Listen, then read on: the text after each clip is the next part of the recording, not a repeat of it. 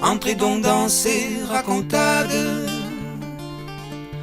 comme une sorte d'escapade, dans cette prose qui se balade, qui va du sublime au cagade. La vie, quoi. Touché mais pas coulé. À cette époque, ma corpulence, plus que modeste, me forçait à faire preuve d'une imagination débordante pour séduire la gente féminine qui se trémoussait avec langueur sur les bords ombragés de la rivière. J'avais mis au point un moyen d'épater de façon infaillible cette galerie au parfum d'ambre solaire en manque de rêve. Le ricochet. D'une efficacité redoutable, mon geste auguste d'une ampleur élégamment calculée déclenchait, quelquefois, des applaudissements nourris.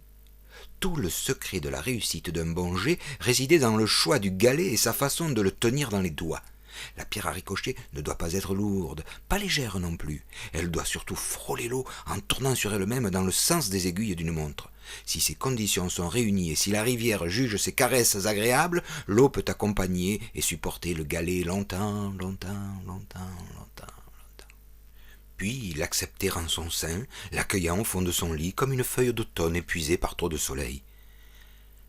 Dès le choix du galet, on discerne l'amateur du professionnel. Il ne doit pas être lourd, ni léger, là je parle du caillou.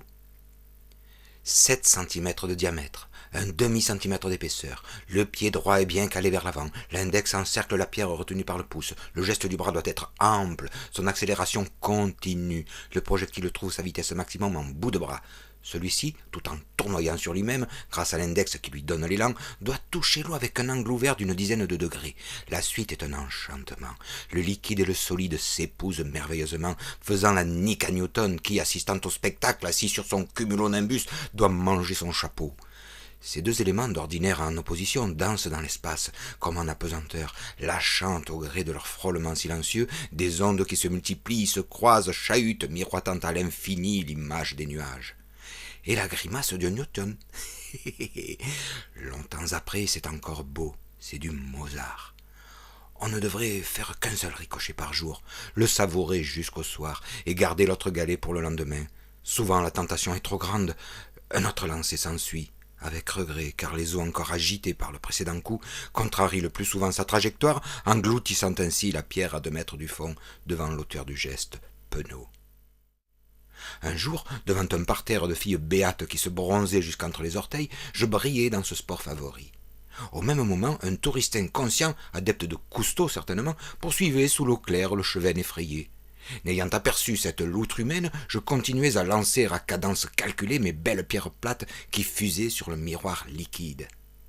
Pour survivre, le nageur des fonds des rivières vint chercher un peu d'oxygène du bout de son tuba. Trop tard, le geste était accompli et mon projectile fila, telle une torpille folle et bondissante, droit vers le sous-marin jaune et son périscope de plastique. Touché, surpris par l'impact, le chasseur d'ablettes se redressa brusquement. Dans l'eau, qui lui arrivait à peine jusqu'aux genoux, notre Cousteau des torrents, abasourdi et blanc comme un linge, se dressa, le masque sur le front, pour constater l'état défectueux de son matériel de surface. À cet instant, je compris que je ne ferais jamais de partie de ping-pong avec lui, vu l'état de sa balle.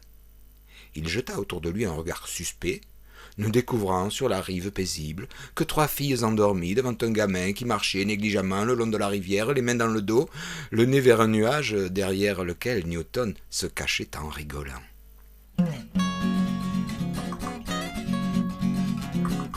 Je sens bien que tu te moques de moi, de mes tablettes de chocolat. Pour toi qui souris caché, voilà mes ricochets. Je sens bien que tu te moques de moi, de mes tablettes de chocolat. Pour toi ma souris cachée, voilà du ricochet. Ah ouais, ça c'est du ricochet mon ami. Ah tu es le roi du ricochet, ah là là, oh, c'est beau, c'est du Mozart, c'est du Mozart.